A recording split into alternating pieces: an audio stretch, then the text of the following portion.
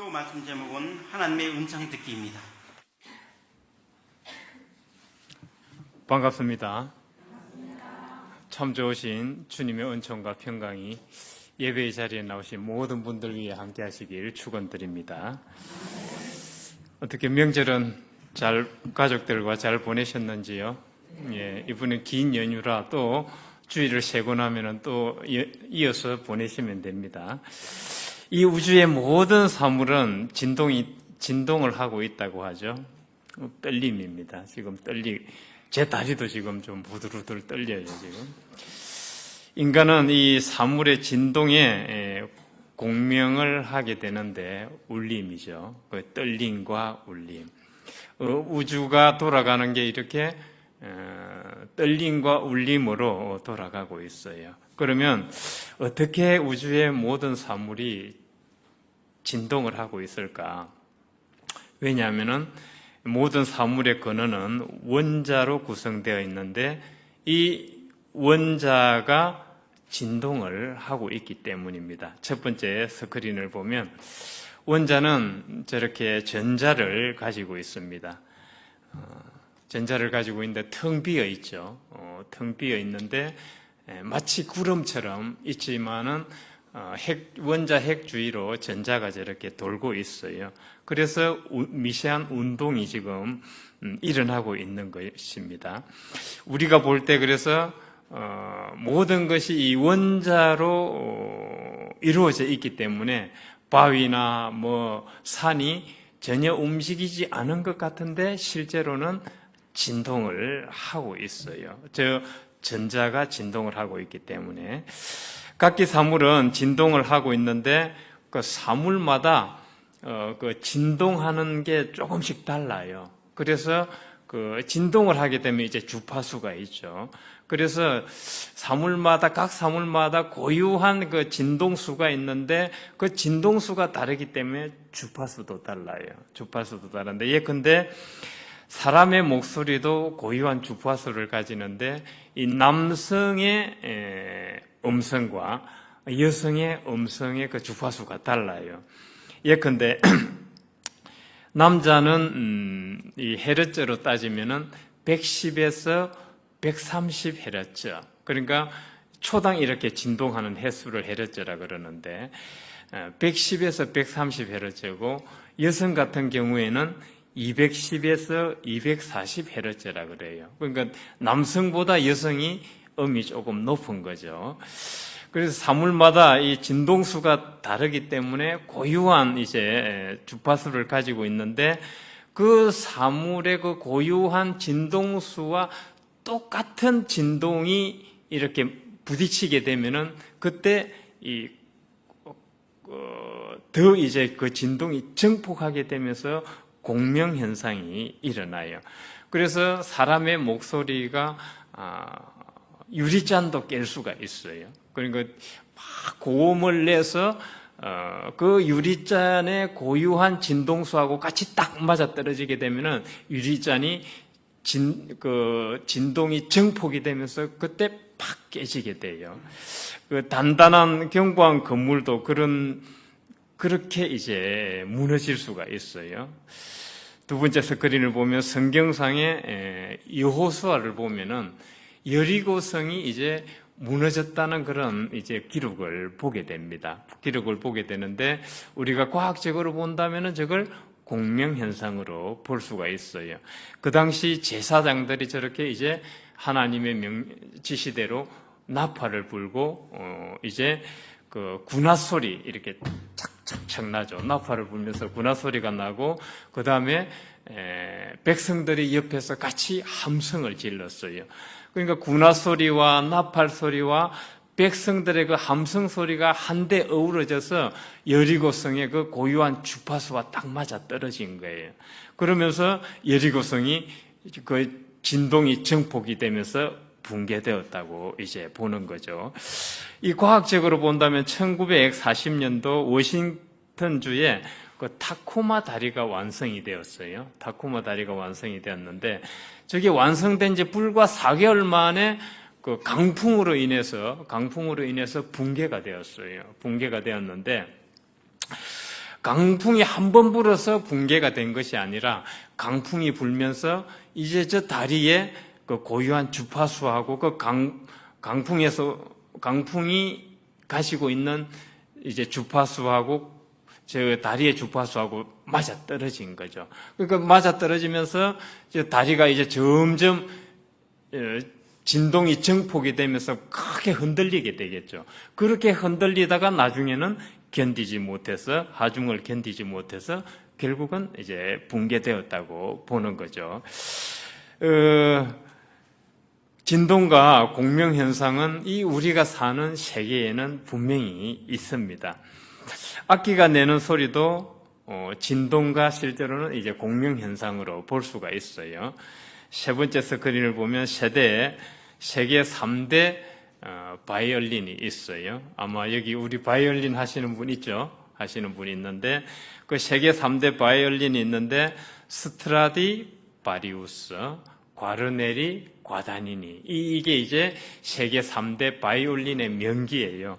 아마 바이올리니스트라면은 저걸 한번 켜보고 싶죠. 켜보고 싶은데 저 중에서 저게 보통 이제 1600년에서 1800년경에 이렇게 만들어진 거예요. 만들어진 건데 약 350년에서 뭐 한 200년이 된 그런 어떤 것인데 그 중에 하나가 200억에 팔렸다고요. 200억. 어때요?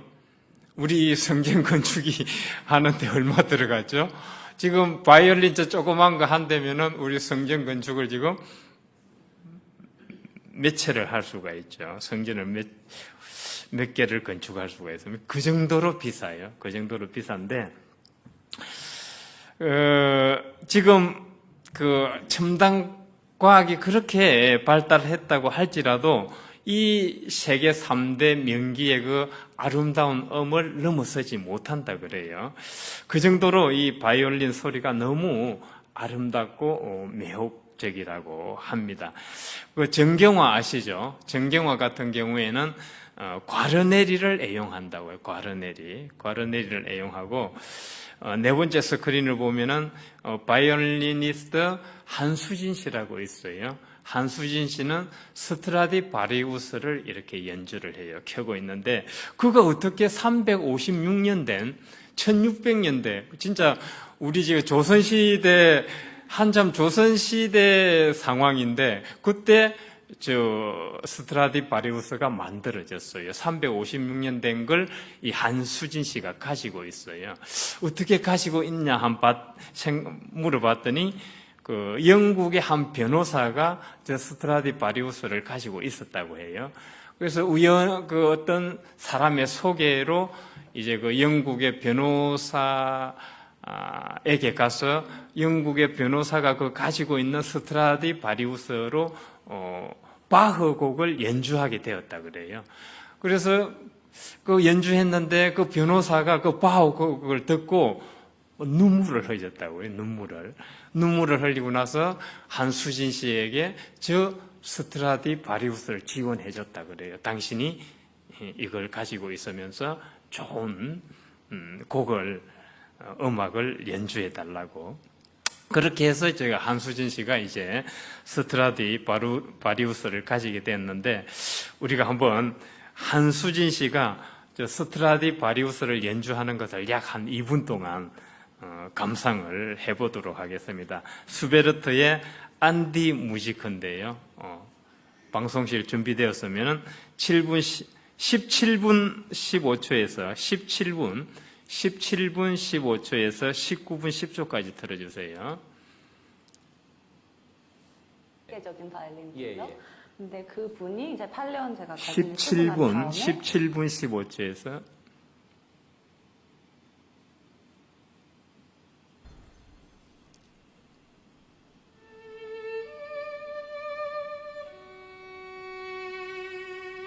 슈베르트의 안디 무지크.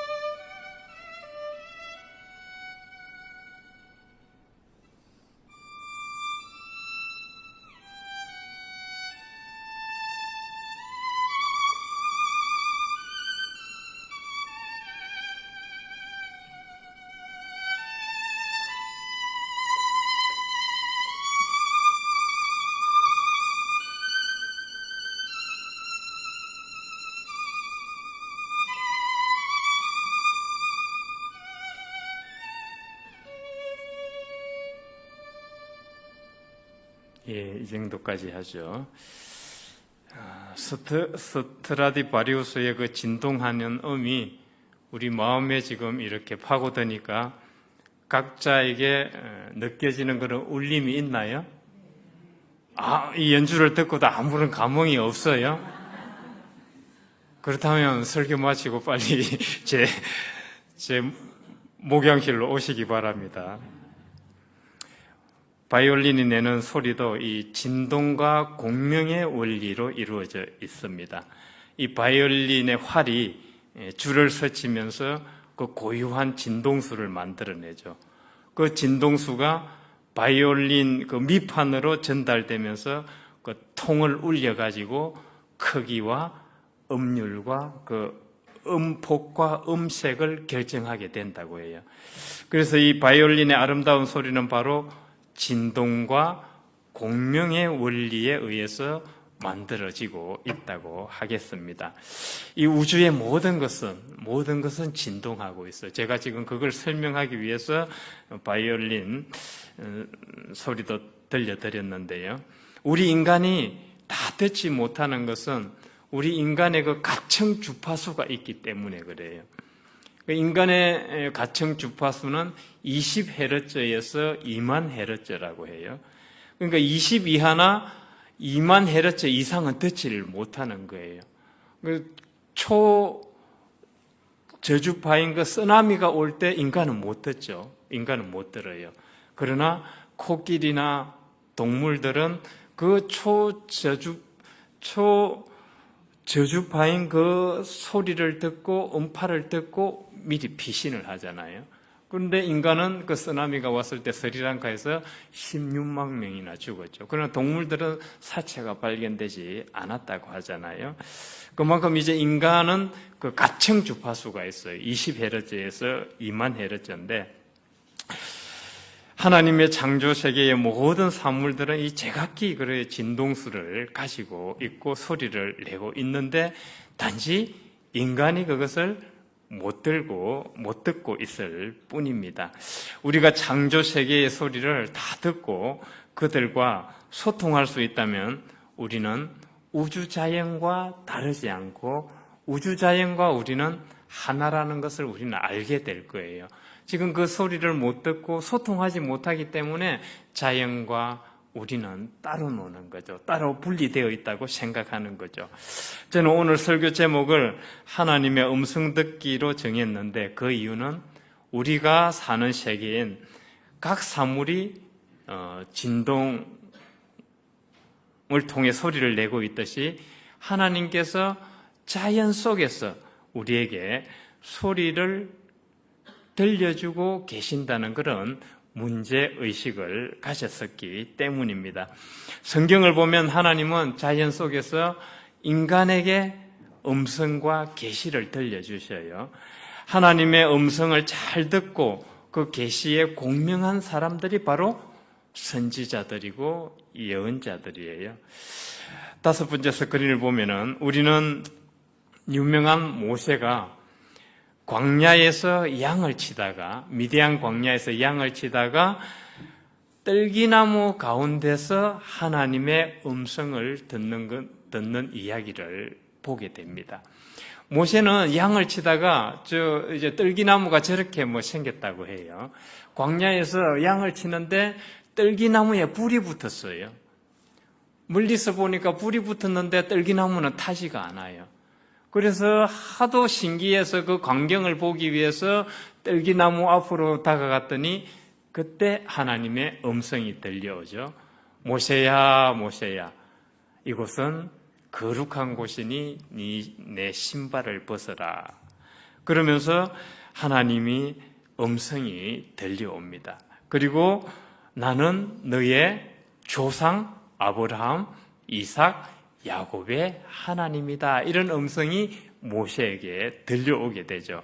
그래서 모세는 자연 속에서 하나님의 음성을 듣고 공명하게 돼요. 공명하게 되고 그로부터 하나님의 선지자가 되어 이집트의 노예로 살고 있던 이스라엘 백성들을 출애굽시키죠. 그렇게 해서 하나님이 주신 사명을 감당해 내게 됩니다.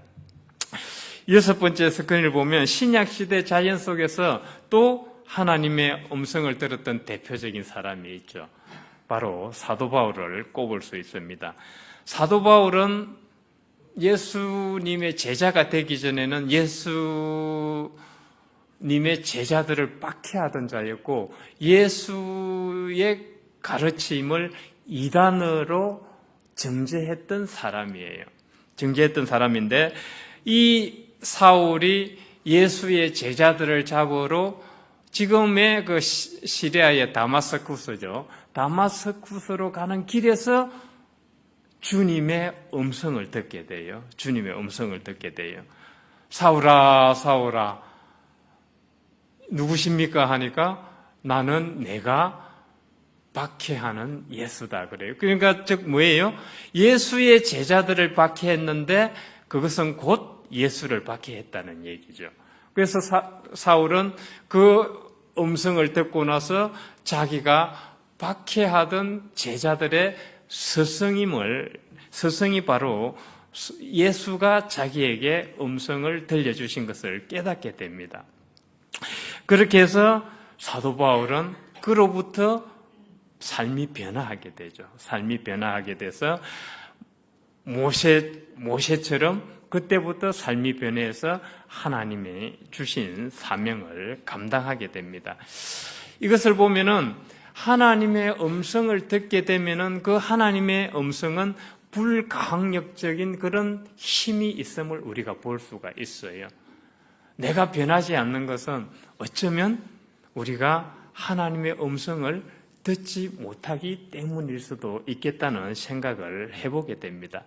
왜냐하면 하나님의 음성은 불가항력적이기 때문에 그 음성을 들었을 때는 내가 하나님의 내 의지가 아니라 하나님의 의지에 이끌려 변화되기 때문입니다. 사울은 우리가 너무도 잘 알고 있잖아요. 그런 예수의 반대편에 있던 사람이 하루아침에 예수의 제자가 되었다는 것은 이 점을 잘 말해주고 있습니다. 즉 하나님의 음성을 들었을 때 자신의 한계를 뛰어넘게 되는 거죠. 루돌프 오트라는 신학자가 있는데 그 루돌프 오트라는 신학자에 의하면은 이런 강렬한 종교적 체험을 전율이라고 그래요. 전율은 뭐냐 하면은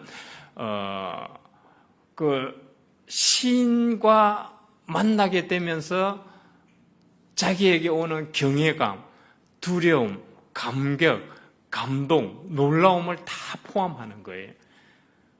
이게 왔을 때 온몸에 전율이 오게 되는데 그때 사람은 자신의 한계를 뛰어넘게 된다고 해요. 바로 강렬한 종교적 체험에 의해서 그게 가능하다는 것이죠. 그러니까 모세도 그렇고 사울도 그렇고 그 강렬한 종교적 체험에 의해서 자신의 한계를 뛰어넘고 하나님의 사명을 감당할 수 있었던 것입니다. 일곱 번째 스크린을 보면 오늘 성경 말씀에 등장하는 이 에스겔도 그발 강가에서 하나님의 음성을 듣게 돼요. 그발 강가는 어디냐 하면은 바벨론 제국에 있던 그 지역인데 에스겔은 어느 시대의 사람이냐 하면은 기원전 6세기 이스라엘이 남유다가 바벨론 제국에 의해서 멸망당하고 포로가 되었을 때 약 한 30년이 이제 지났죠. 포로가 되어서 30년이 지났을 때 활동을 했는데 그 포로된 이스라엘 백성들이 아마도 그발 강가라는 곳에 우리로 치면 한강변 그발 강변에 모여서 살고 있었던 것 같아요. 에스겔은 이제 제사장이죠. 제사장으로 말씀을 연구하고 하나님께 예배를 드리는 그런 일을 하고 있었는데 어느 날 그발 강가에서 하나님의 음성을 듣게 되고 계시를 받게 됩니다. 여덟 번째 화면을 보면은 하나님의 음성을 듣고 계시를 받는 장면을 성경은 하나님이 에스겔에게 두루마기를 먹여 주신다는 것으로 상징적으로 묘사하고 있는데, 여기서 두루마기를 먹여 주신다는 것은 바로 하나님의 말씀을 주셨다는 의미로 보면 될 것입니다. 그렇게 해서 에스겔 선지자도 마찬가지로 하나님의 의지에 이끌려서 선지자가 되고 이스라엘 백성에게 말씀을 선포하게 되죠. 하나님이 각 시대마다 모세, 에스겔, 또 예레미야도 마찬가지고 학개, 말라기, 또 신약 때 와서는 사도 바울, 예수님의 제자들, 이렇게 시대마다 하나님의 종과 선지자와 예언자를 보내주시는 이유는 무엇일까요?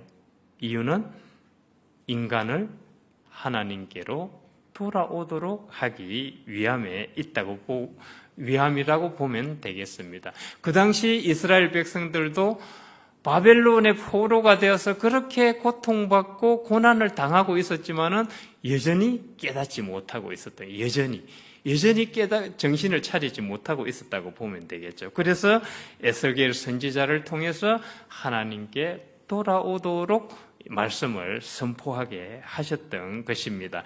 이렇게 선지자와 예언자들은 하나님의 특별한 선택으로 하나님의 음성을 듣고 계시를 받아서 하나님의 종이 되었고 자신에게 주어진 그 특별한 사명을 다 감당을 했습니다. 그럼 우리는 선지자도 아니고 예언자도 아닌데 우리는 그러면 어떻게 하나님의 음성을 들을 수 있는가? 이것이 우리의 질문이기도 하죠. 그들은 선지자고 예언자고 하나님의 특별한 선택을 받았기 때문에 하나님의 음성을 듣고 계시를 들었다고 칩시다. 그럼 우리는 선지자도 아니고 예언자도 아닌데 어떻게 하나님의 음성을 들을 수 있을까? 이것이 우리의 질문인데,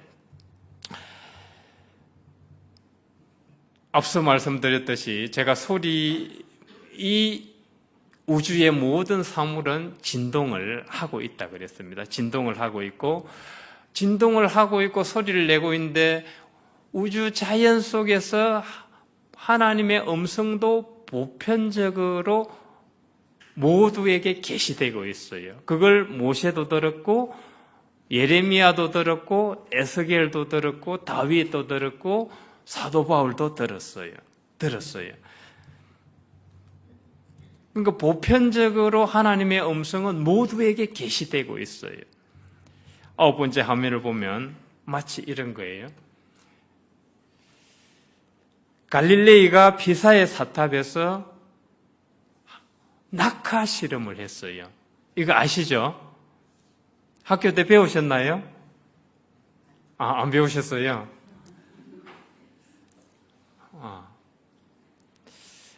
아무튼 갈릴레이가 낙하 실험을 했어요. 자, 무거운 것과 가벼운 것을 떨어뜨렸을 때 상식적으로 본다면 어떤 게 먼저 떨어질 것 같아요? 땅바닥에. 무거운 게 당연히 떨어지죠. 그래서 저도 어제 설교 준비를 하기 전에 계속 실험을 해봤어요. 무거운 것과 가벼운 걸 들고 떨어뜨려 봤어요. 그런데 저 갈릴레이가 우리의 상식을 깨버렸어요. 무거운 것과 가벼운 것을 떨어뜨렸는데 상식적으로는 무거운 게 먼저 땅바닥에 떨어져야 맞아요.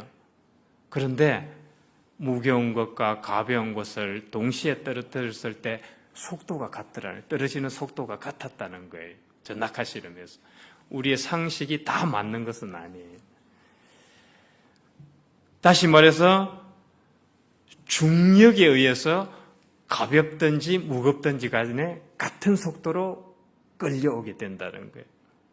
이것은 우리에게 신앙적으로 중요한 통찰을 제공하고 있어요.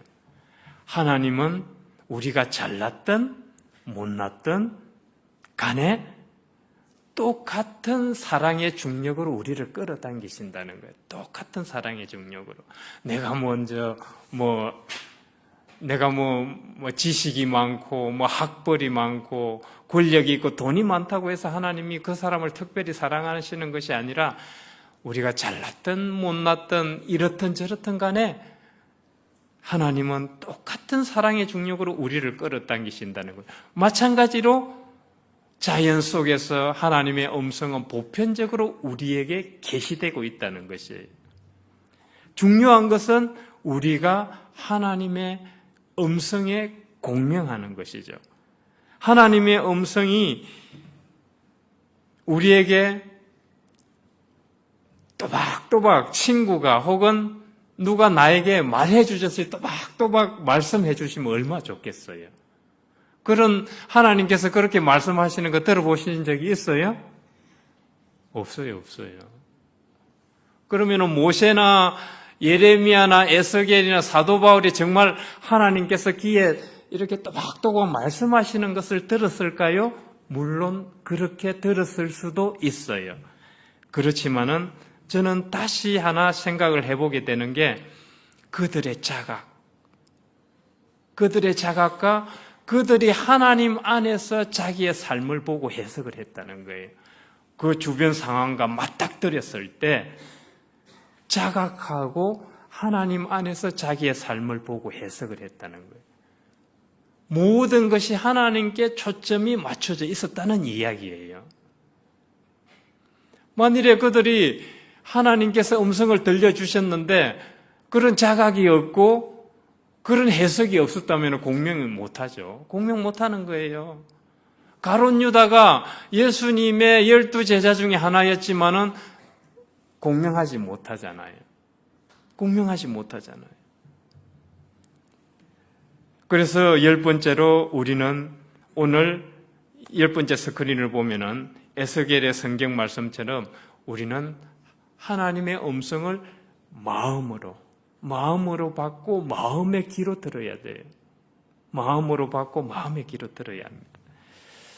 자신의 삶을 하나님 안에서 보고 하나님 안에서 해석할 때 그런 자각이 있을 때 하나님의 음성과 메시지가 저에게 들려오는 거예요. 저는 20살 때와 물론 현재는 좀 희미해서 잘 못 느끼는데 20살 때 좀 확실한 것은 저의 믿음 안에서 20살 때와 40살 때 하나님의 음성을 들었어요. 뭐 또박또박 이렇게 연거나 어떻게 해라 이런 음성이 아니에요. 말씀했듯이 저의 자각과 그 상황 조건에서 하나님 안에서 나의 삶을 해석하는 거예요. 저는 20살 때 포크레인 운전하면서 돈 잘 벌고 있었어요.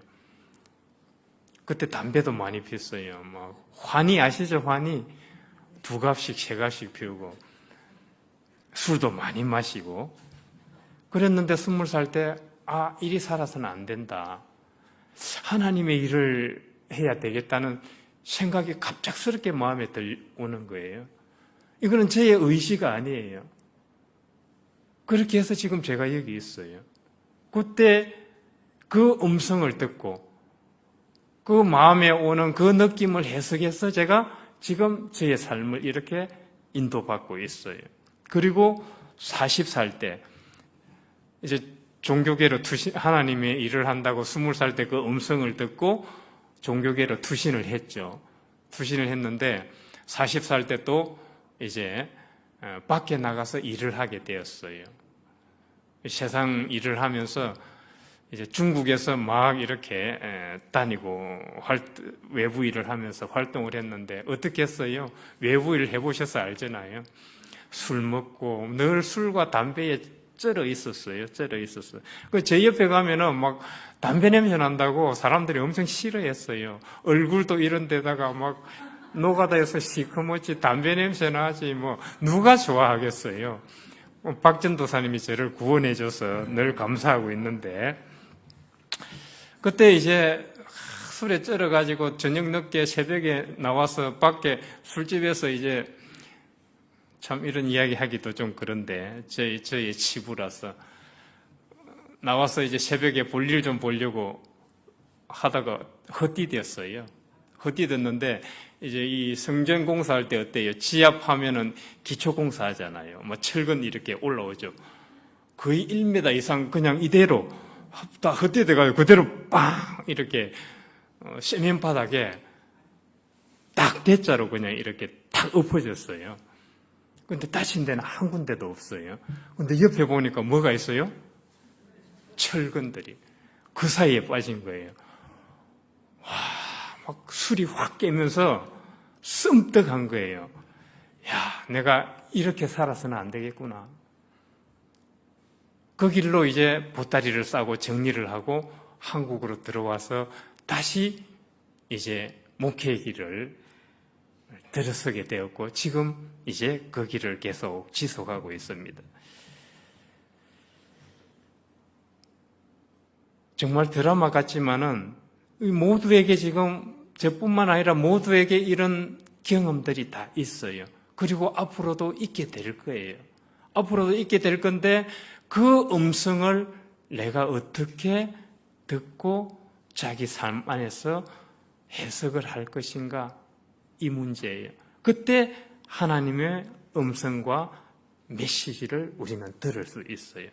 그냥 있으면 들리지 않아요. 그래서 우리는 평소 하나님의 음성을 듣겠다는 그 자각을 가져야 되고 늘 하나님 안에서 그 상황과 조건을 하나님 안에서 해석하고 나의 삶을 바라봐야 됩니다. 그때 성령께서 우리를 인도해 가실 것이고 우리는 하나님의 음성과 메시지를 듣고 공명하게 될 것입니다.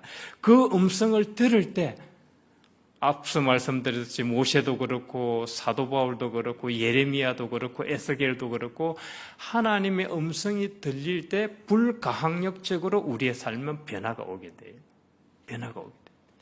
하나님께 붙들리게 되는 것입니다.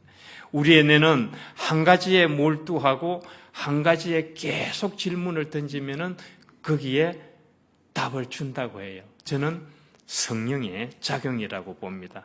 그래서 믿음 안에서 우리 뇌에 계속 질문을 던지세요. 어떻게 하면 하나님의 음성과 메시지를 들을 수 있을 것인가? 이 질문을 던지게 된다면 뇌는 성령께 이끌려서 우리에게 분명히 답을 주실 것입니다. 그리하여 하나님의 음성을 듣고 공명함으로써 변화된 삶을 살아가는 저와 여러분이 되시길 주의 이름으로 축원드립니다. 여호와 하나님, 저희들의 영적 눈, 마음과 의식의 귀가 아직 어둡습니다. 그러다 보니 떨림으로 전해져 오는 하나님의 음성을 헤아리지 못하고 우리의 길을 안내하심에도 여전히 엉뚱한 길로 가고 있는지도 모르겠습니다. 종교인이 본분을 다하지 못하고 사회와 나라에 더 혼란만 가중시킨다면 이것은 하나님의 뜻이 아닐 것입니다. 이 세상은 더 혼란하고 불안한 세상으로 변해가고 있는 것 같지만 우리 그리스도인들은 하나님의 음성에 귀 기울이고 그 음성에 맞게 변화된 삶을 살아감으로써 이 사회에 한 줄기 빛이 되는 그런 삶이 되도록 인도하여 주옵소서. 감사드리며 예수 그리스도 이름으로 기도드립니다. 아멘.